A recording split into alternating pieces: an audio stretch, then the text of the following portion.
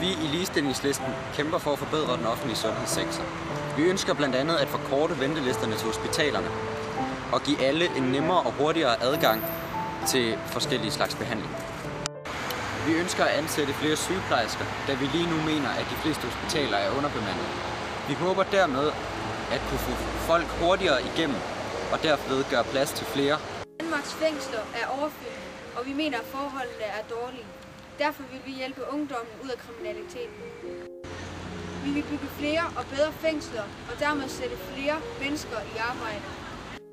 Det er på ingen mulig måde retfærdigt at smide de unge i fængsel, da det er dem, der skal føre vores samfund videre. Derfor mener vi, at det kun er fair at hjælpe dem. Gellerupparken er fortsat et af Danmarks mest belastede boligområder, og mange af menneskerne herude lever under fattigdomsgrænsen. Det har vi i Ligestillingslisten også gjort til en af vores mærkesager at få lavet om på. Vores grundholdning til udlændinge er, at de skal behandles med nøjagtig lige så stor respekt som alle andre. Ulandsbestanden mener vi også kan blive forbedret.